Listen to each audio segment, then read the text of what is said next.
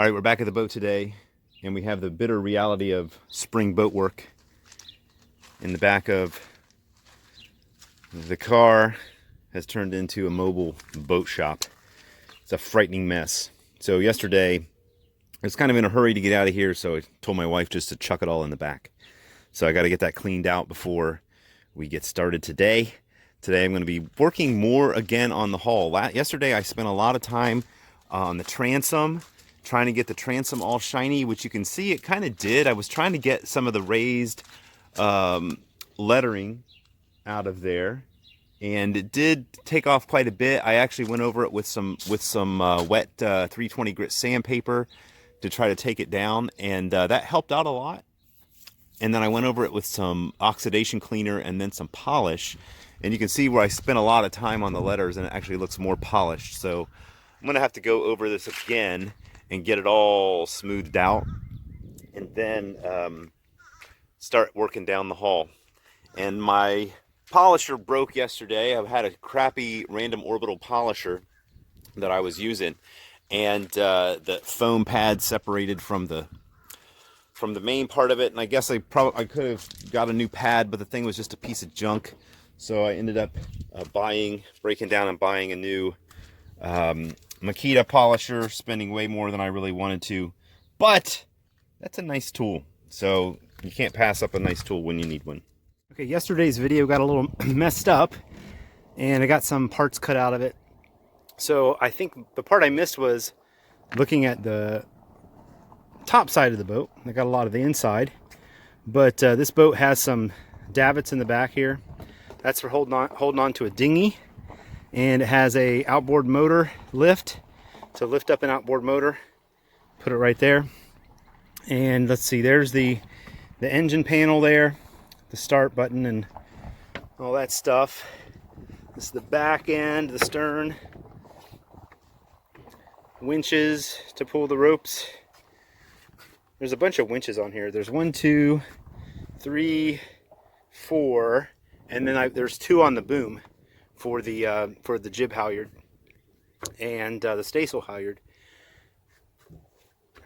And then this is the wheel underneath that cover there.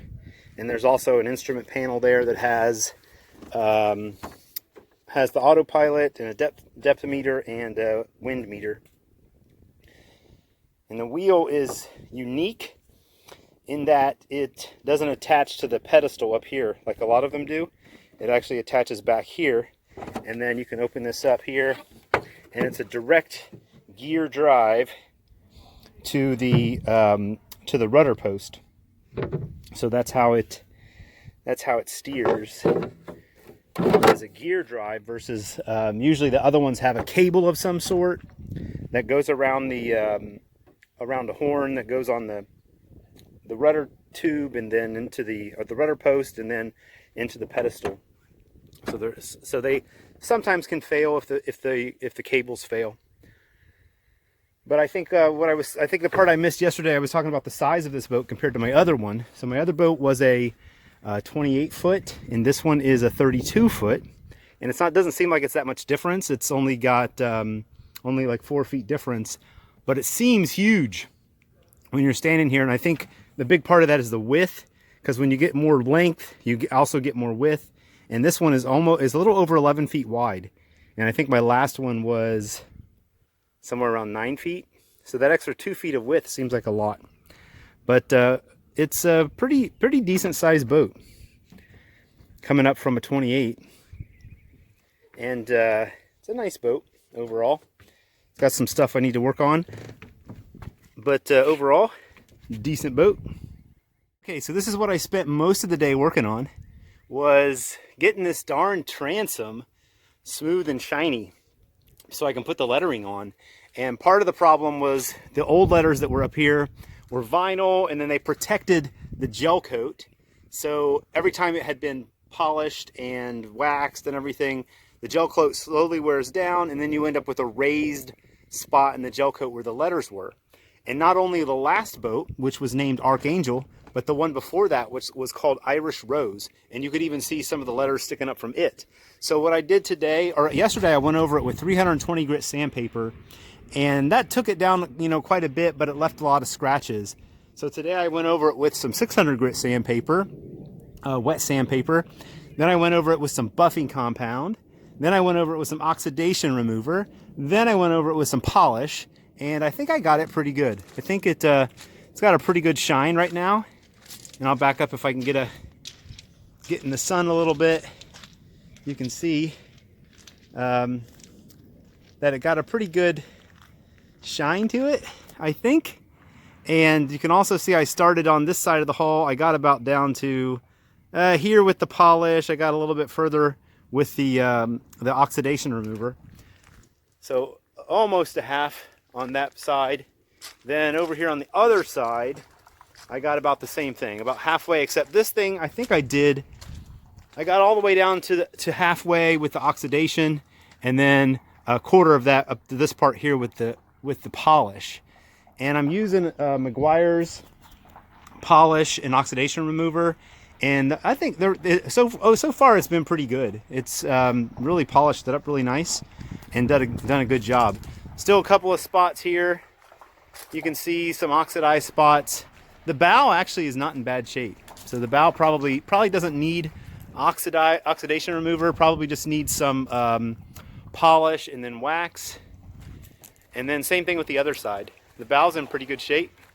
You can see it's still got some shine. There's some spots, my guess is where it was rubbing against the dock or with fenders sticking out on the side, rubbing against fenders.